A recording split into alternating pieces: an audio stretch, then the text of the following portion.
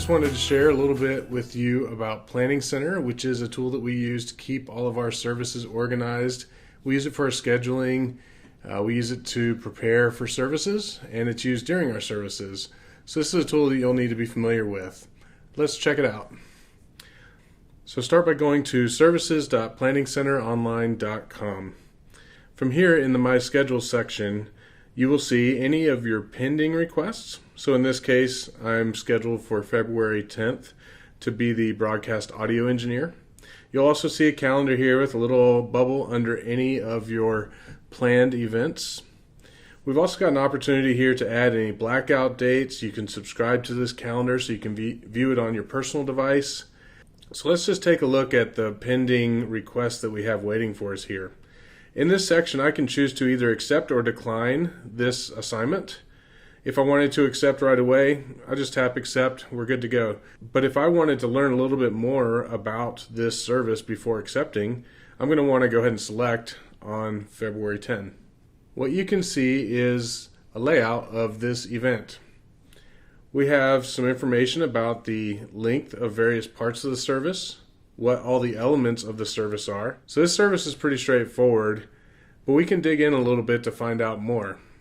In a situation like this, I want to know, where am I serving? So I can look over on the sidebar here under my teams, and I can see that as production user, I'm actually scheduled to be the broadcast audio engineer. If I have interest in finding out who I'm serving with, I can actually see more of the team information here as well. If it shows green with a check, that person's already confirmed. If it shows anything different, like what's next to my user in the yellow, it's indicating that I haven't responded yet, and so I need to take an opportunity to respond. I like this event, and I am available on Thursday, so I'm going to go ahead and accept this event. So if I come up to the top of the team section, I can see that I can accept this. So we'll do that right now. You can see that next to production user, it's now showing a green check mark, which indicates that I'm confirmed for this event. If I go back to the My Schedule section, we can see that now I'm listed as confirmed for this particular event. Now I do have an upcoming event happening next month that I want to make sure that I'm not serving, and I want to let the team lead know that I will be absent for this event. So I'm going to come over here to the Add Blockouts section. Choosing this, I get an opportunity now to select the date that I need to block out. I'm going to go over here to the end of March. I can see that I've already blocked out the 24th. This is a family member's birthday. But I also want to have the weekend services off as well. So I'm going to go ahead and mark the 27th as an additional day that I'd like to have time off. In here you could give a reason if you'd like, or you could leave it blank as well. I'm just going to put birthday. When I choose Save Blockout, it's then going to show me that I have blocked out that time. I can find information about that by going to the calendar, finding my date, and indicating that there is a red dot below the date. I can also see in the sidebar that there's blocked out time as well. This is a good way to let your production lead know that you may be absent that evening. They can work around you, and whenever the production lead tries to schedule on a day that you have a blockout, it will immediately notify them to let them know that you're not available, and that way they may be able to select someone else to serve instead. Since Planning Center is what we use for scheduling, it's important to go ahead and accept or decline as soon as you have the availability to do so. By declining an event, it doesn't mean that you're not willing to serve or don't want to serve. It just means that there may be a conflict that's getting in the way for that particular event.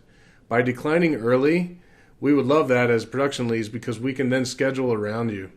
We want to make sure that you're serving only the times that you're interested in, and we want to work around other life events as well. Now let's take a look at how this looks on our mobile device and follow the same steps to see if we can accomplish the same result. As you can see, I've opened up Planning Center on my mobile device. I'm using an iPhone here. It may look different depending on the type of phone that you're using. I'm currently logged in as the production user. As we can see in the Schedule tab, we've got pending requests. We also have confirmed request, and it shows my blockout dates. This pending request is one that I'd like to accept. I'm going to go ahead and tap accept for this one. It's going to ask me if I'm sure that I want to accept, and let's go ahead and do that.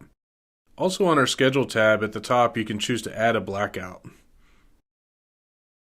Across the bottom, you can see several different tabs with various options. You can choose plans to see any plans that you might have access to. You can choose the songs library and browse through that as well. Any songs that we have listed in there may also have some audio to back it up, and you can learn a little bit more about the songs before you serve. You're welcome to browse around in here and see what might be useful for you. Okay, since we've accepted to serve on February 10th, let's go ahead and tap on February 10 to select that service. In here, we can go into the Order tab. In this tab, we can see the flow of the service, so we can prepare in advance. If we hit the back button, you can also see Teams, which will list all the team members that you'll be serving with. If we go to the time section, you can see when your rehearsals and transitions are scheduled, as well as the main service time. During a live service, this Services Live button near the bottom will give you access to the active countdown timer throughout the day. If we currently had services going on at this campus, you could tap the Services Live button, and it will load a page that gives you the current countdown timer for the section of the service that we're in right now. This is how all the rest of the campus ministries are able to keep track of where we are in the service. This will update as the service goes on. Looks like that wraps up what we have on the mobile device. Hopefully this helps you to understand the best way to manage your schedule in Planning Center. We'll get into more details in other courses about how to use Planning Center more specifically. But for now, I hope this helps with understanding how to better use the scheduling system inside Planning Center.